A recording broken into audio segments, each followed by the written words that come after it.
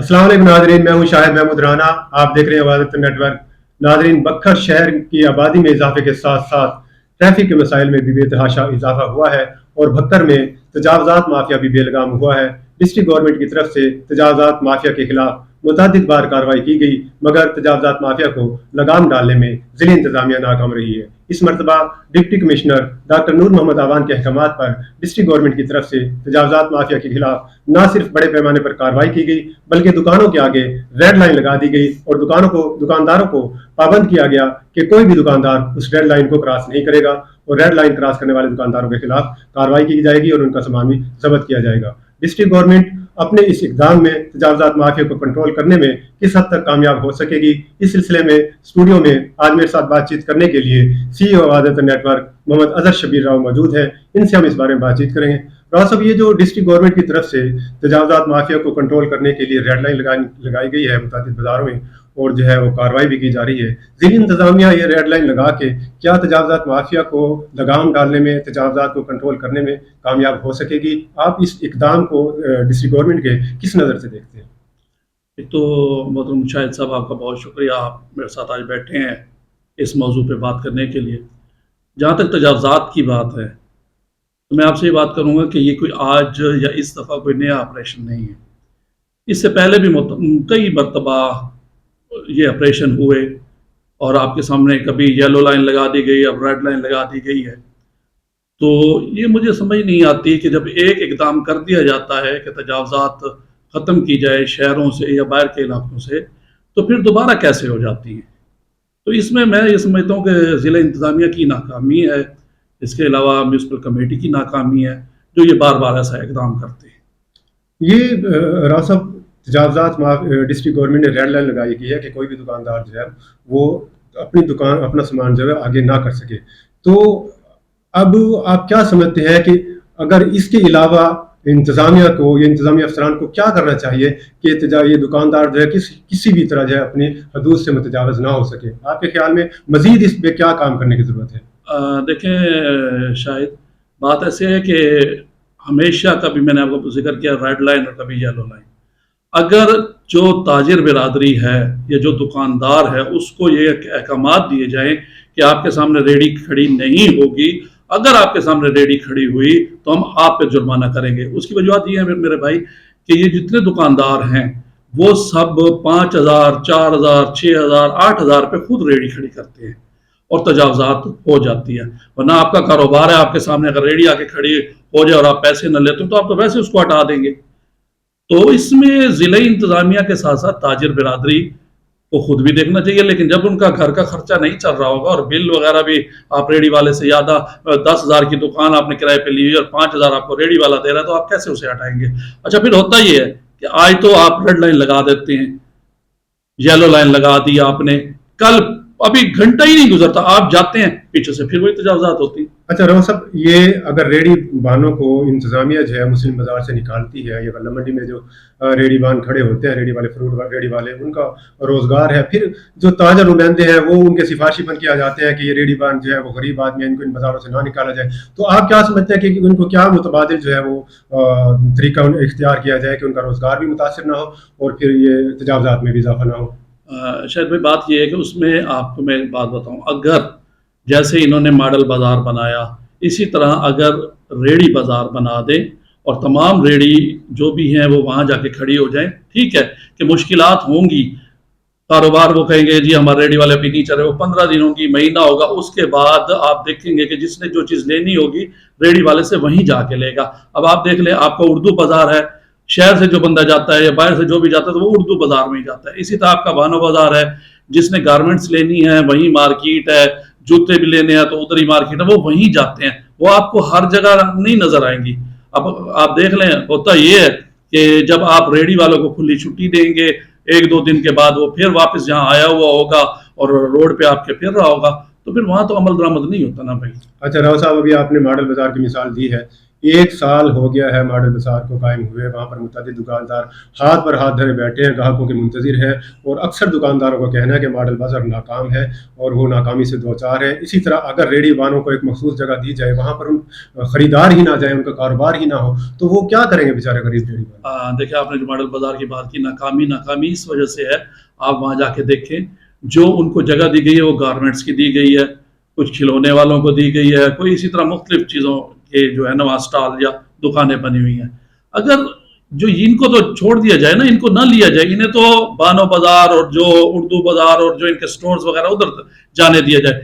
یہاں اگر ریڑھی بازار ہو, صرف ریڑھی کھڑی ہو, یا جیسے آپ دیکھتے ہیں کہ سڑک کے اوپر وہ نیچے بیٹھے ہوئے ہیں اور آلو پیاز لگا کے بیٹھے ہیں, اور وہاں اگر یہ ماڈل بازار میں یہ سسٹم بنا دیا جائے, وہاں یہ 5 سے 10 ہزار روپے کرایہ دے رہے ہیں, یہاں ان سے 2,000 لے لیا جائے, 3,000 لے لیا جائے, تو یہ خوشی خوشی بیٹھیں گے. اور آپ یہ دیکھیں گے کہ آپ بڑا اثر پڑے گا, ایک منڈی بن جائے گی یہ. اور کل جب یہ منڈی بن جائے گی تو ہر کوئی وہاں جا کے خریدے گا, مجبوری ہے, اسے پتہ ہے کہ وہاں بازار لگا ہوا ہے, منڈی ٹائپ لگی ہوئی ہے, تو ہم جا کے وہیں سے خریدیں گے.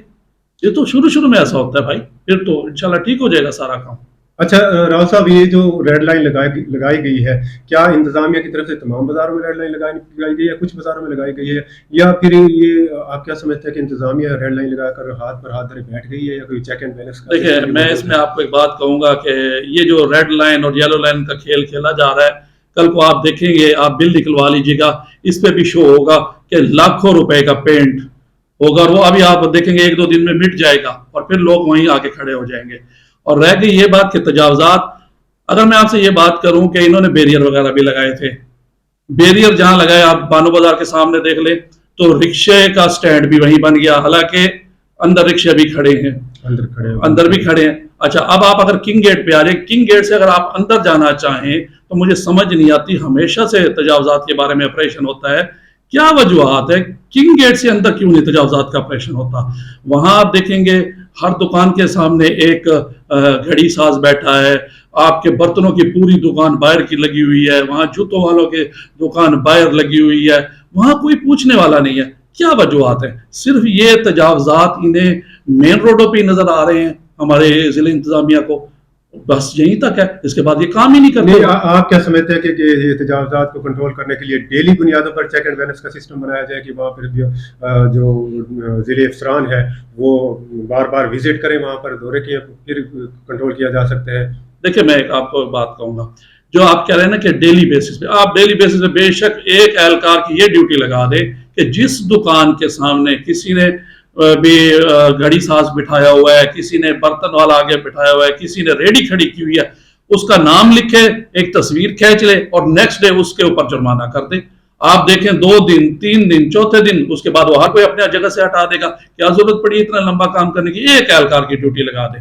ہم میڈیا والے تصویریں بھی بنا لاتے ہیں, ہم ضلع انتظامیہ کو دیں گے بھی صحیح, لیکن کیا ہوتا ہے, ایک دن ہوتا ہے, دوسرے دن ہر چیز پھر اسی طرح ہوتی ہے. تو یہ کس کو دکھایا جا رہا ہے سارا کچھ؟ نہیں راؤ صاحب, اگر انتظامیہ میں جو افسران ہیں, تحصیل ایڈمنسٹریشن ہے, ان کا کہنا ہے کہ جب ہم تجاوزات مافیا کے خلاف کارروائی کرتے ہیں اور ان کا سامان اٹھا کر لے کر آتے ہیں, تو پھر یہی جو تاجر نمائندے ہوتے ہیں یہ ان کے سفارشی بن کر آ جاتے ہیں کہ جن کا سامان واپس کر دیا جائے اور ان کو جرمانے نہ کیے جائے.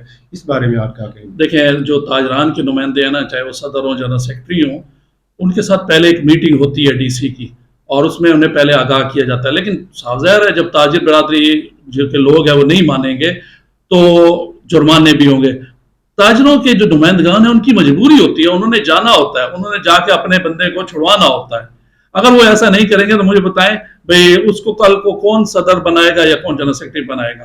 تو یہ تو ان کی مجبوری ہے, صدر انجمن تاجران ہو یا جنرل سیکرٹری ہو یا کوئی بھی اس کے حوالے سے بھی ہو, تو اس نے تو کرنا ہے. لیکن ہماری ضلع انتظامیہ کو چاہیے نا کہ ایکشن وہ اس طرح کا لے کہ تاجر کا جو نمائندہ ہے اس سے کلیئر کرے کہ آج یہ بات ہماری آپ کے ساتھ طے ہے, مگر کل اس کے بعد ہم آپ کو گنجائش نہیں دیں گے. آپ سمجھتے ہیں کہ جو بھی بازار ہے, چاہے وہ مین بازار ہے, چاہے بانو بازار ہے, چاہے مسلم بازار ہے, چاہے غلہ منڈی ہے, جو بھی بازار ہے ان میں بلا تفریق آپریشن کیا جائے اور اس سلسلے میں کسی قسم کی سفارش کو جو ہے وہ قبول نہ کیا جائے؟ بالکل, اس میں کسی قسم کی سفارش نہیں ہونی چاہیے. اور تجاوزات کے حوالے سے اگر ایک دفعہ اچھے طریقے سے آپریشن ہو جائے اور اس کے بعد جیسے میں نے آپ سے عرض کی ہے کہ جرمانے ہوں, دکاندار پہ جرمانے ہوں, میں کہتا ہوں اس کے بعد آپ دیکھ لیں گے کچھ دنوں کے بعد ہی کوئی نہ اپنے آگے کوئی ریڑھی کھڑے کرنے دے گا، یہاں تک کہ میں تو آپ کو یہ کہوں گا کہ وہ موٹر سائیکل بھی نہیں کھڑا کرنے دے گا یہاں پہ.